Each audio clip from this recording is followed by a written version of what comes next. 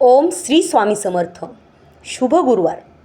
नमस्कार स्वामी भक्तांनो. आज मी असा प्रश्न घेऊन आलेली आहे जो हजारो स्वामी भक्तांच्या मनात आहे, पण तो विचारण्याची हिंमत फार कमी लोक करतात. जर मी मांसाहार करत असेन तर मी स्वामींची सेवा करू शकतो का? स्वामी माझ्यावर कृपा करतील का, की माझी भक्ती व्यर्थ आहे? जर तुमच्या मनातही हा प्रश्न एकदा तरी आला असेल तर हा व्हिडिओ शेवटपर्यंत नक्की पहा. कारण आज आपण कोणाचाही न्याय करणार नाही, तर श्रद्धा, भक्ती आणि आत्मपरिवर्तनाचा खरा अर्थ समजून घेणार आहोत. मित्रांनो, आजचा हा संदेश तुमच्या मनातील संभ्रम दूर करू शकतो आणि कदाचित तुमच्या भक्तीकडे पाहण्याचा दृष्टिकोनही बदलू शकतो. म्हणून शेवटपर्यंत आमच्यासोबत राहा आणि चला श्री स्वामी समर्थांचे स्मरण करून आजचा संदेश सुरू करूयात. स्वामी भक्तांनो, आता एक गोष्ट मनापासून समजून घ्या. जेव्हा एखादे लहान मूल चालायला शिकत असतं तेव्हा ते अनेक वेळा पडतं. आई त्याला रागावत नाही, उलट पुन्हा उभं करते, त्याचा हात धरते आणि त्याला चालायला शिकवते. स्वामी समर्थही आपल्या भक्तांसोबत अगदी असेच वागतात. जो भक्त मनापासून म्हणतो की स्वामी, माझ्याकडून चुका होत आहेत, पण मला योग्य मार्ग दाखवा, त्या भक्ताला स्वामी कधीही दूर करत नाहीत. अनेक लोक म्हणतात की मी अजून पूर्णपणे शाकाहारी नाही, त्यामुळे मी स्वामींची पूजा करण्याच्या लायकीचाच नाही. पण भक्तांनो, स्वतःला हा एक प्रश्न विचारा. जर एखादा आजारी माणूस म्हणाला की मी पूर्ण बरा झाल्यावरच डॉक्टरांकडे जाईन, तर तो कधी बरा होईल का? नाही. तो डॉक्टरांकडे जातो कारण तो आजारी असतो. तसंच आपण स्वामींकडे जातो कारण आपण परिपूर्ण नसतो. आपल्यात कमतरता असतात, आपल्याला आधार हवा असतो, आपल्याला योग्य मार्ग हवा असतो. स्वामींच्या चरणी जाण्यासाठी परिपूर्ण असण्याची गरज नाही, पण स्वामींच्या चरणी गेल्यावर स्वतःमध्ये बदल घडवण्याची तयारी असली पाहिजे. स्वामी भक्तांनो, नेहमी एक गोष्ट लक्षात ठेवा की भक्ती म्हणजे दुसऱ्याला कमी लेखणं नाही. काही लोक अभिमानाने म्हणतात मी तर आयुष्यात कधी मांसाहार केलाच नाही. हे चांगलंच आहे, पण त्याच वेळी जर त्या व्यक्तीच्या मनात अहंकार आला तर त्या अहंकारामुळे भक्ती कमी होते. स्वामींना अभिमान आवडत नाही, त्यांना नम्रता आवडते. ते म्हणतात, तू कोण आहेस, काय खातोयस, किती श्रीमंत आहेस किंवा किती गरीब आहेस, यापेक्षा तुझ्या मनात माझ्याबद्दल किती प्रेम आहे हे माझ्यासाठी अधिक महत्त्वाचं आहे. पण मित्रांनो, याचा अर्थ असा अजिबात नाही की आपण आपल्या प्रत्येक सवयीचे समर्थन करावे. जर एखादी सवय आपल्याला अधिक सात्विक, अधिक शांत आणि अधिक दयाळू होण्यापासून रोखत असेल तर त्या सवयीबद्दल आपण स्वतः विचार केला पाहिजे. स्वामी भक्ताला कधीही जबरदस्ती करत नाहीत. ते भक्ताच्या मनात विचार निर्माण करतात. हळूहळू त्या विचारातून परिवर्तन घडते. म्हणून जर तुम्ही आज मांसाहार करत असाल आणि मनात अपराधी भावना घेऊन स्वामींचे नाव घेत असाल तर आज एकच प्रार्थना करा. स्वामी, मला योग्य ते समजण्याची बुद्धी द्या. जे माझ्या आध्यात्मिक प्रगतीसाठी योग्य आहे ते स्वीकारण्याची ताकद द्या आणि जे अयोग्य आहे ते सोडण्याचं धैर्य द्या.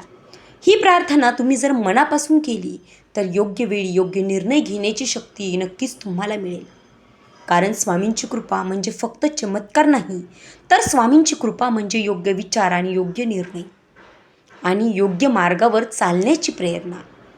स्वामी भक्तांनो, आजपासून एक छोटासा संकल्प करा. दररोज फक्त 5 मिनिटे शांत बसून श्री स्वामी समर्थ हा जप करा. स्वामींना काहीही लपवू नका. तुमच्या सवयी, तुमच्या चुका, तुमची कमतरता सगळं त्यांच्या चरणी ठेवा, त्यांना समर्पण करा. कारण जेव्हा भक्त स्वतःला पूर्णपणे स्वामींच्या स्वाधीन करतो तेव्हाच त्याच्या आयुष्यातील खरे परिवर्तन सुरू होते. भक्तांनो, आता या संदेशाचा शेवट करण्यापूर्वी एक गोष्ट मनात कायमची करून ठेवा. आपण अनेकदा देवाकडे जाऊन म्हणतो की स्वामी, माझे संकट दूर करा, माझ्या घरात सुख द्या, शांती द्या, माझ्या मुलांना यश द्या, माझा व्यवसाय वाढवा. पण कधी असे म्हणतो का की स्वामी, माझे मन शुद्ध करा? कारण ज्या मनात लोभ, राग, मत्सर आणि अहंकार असतो त्या मनाला कोणतेही सुख, कायमचे समाधान देऊ शकत नाही. आणि ज्या मनात श्रद्धा, प्रेम, संयम आणि दया असते त्या मनाला संकटातही शांतता मिळते. म्हणूनच खरा भक्त तो नाही जो फक्त मंदिरात जातो.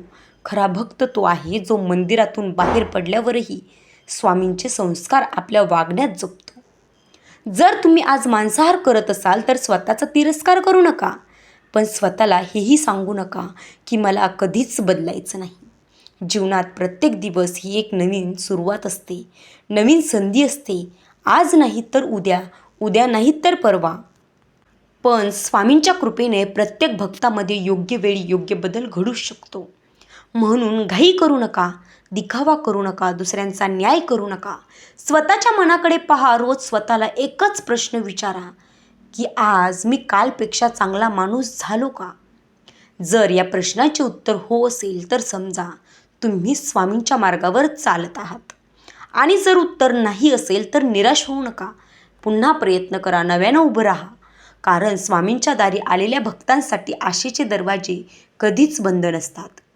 स्वामी भक्तांनो, लक्षात ठेवा, भक्ती म्हणजे कोणाला हरवणे नाही, तर स्वतःच्या वाईट सवयींवर विजय मिळवणे. भक्ती म्हणजे जगाला बदलणे नाही, तर स्वतःला बदलणे. भक्ती म्हणजे फक्त आरती नाही, तर प्रत्येक माणसाशी प्रेमाने वागणे आहे. हीच खरी भक्ती आहे. आणि भक्ती म्हणजे फक्त स्वामींचे नामस्मरण घेणे नाही, फक्त स्वामींचं नाव घेणं नाही, तर त्यांचा प्रत्येक संदेश, त्यांची प्रत्येक शिकवण जीवनात आचरणात आणणे हेच स्वामींची भक्ती आहे. आजचा हा संदेश ऐकल्यानंतर तुमच्या मनात जर एक जरी चांगला विचार निर्माण झाला असेल, जर स्वतःमध्ये सुधारणा करण्याची प्रेरणा मिळाली असेल, तर समजा हा संदेश सफल झाला. चला, शेवटी आपण सर्वजण मनापासून प्रार्थना करूयात. हे श्री स्वामी समर्थ, आमच्या चुका आम्हाला समजण्याची बुद्धी द्या, योग्य मार्गावर चालण्याची शक्ती द्या, अहंकारापासून दूर ठेवा, प्रेम, दया, संयम आणि श्रद्धेने जीवन जगण्याची प्रेरणा द्या. आमच्या कुटुंबावर तुमची कृपादृष्टी सदैव राहू द्या आणि आमच्या प्रत्येक श्वासात तुमचे नाव कायम राहू द्या. श्री स्वामी समर्थ. जर हा संदेश तुम्हाला मनापासून आवडला असेल तर या व्हिडिओला लाईक करा. आपल्या स्वामी भक्त मित्रांपर्यंत हा संदेश नक्कीच पोहोचवा आणि अशाच आध्यात्मिक व प्रेरणादायी संदेशांसाठी चॅनलला सबस्क्राईब करा आणि कमेंटमध्ये श्रद्धेने एकदा नक्की लिहा, श्री स्वामी समर्थ. स्वामी समर्थ महाराज की जय. अवधूत चिंतन श्री गुरुदेव दत्त. मित्रांनो, असेच आध्यात्मिक तुम्हाला व्हिडिओ पाहायचे असतील तर चॅनलला सबस्क्राईब करा. भेटूयात अशाच एका नवीन व्हिडिओमध्ये. तोपर्यंत धन्यवाद.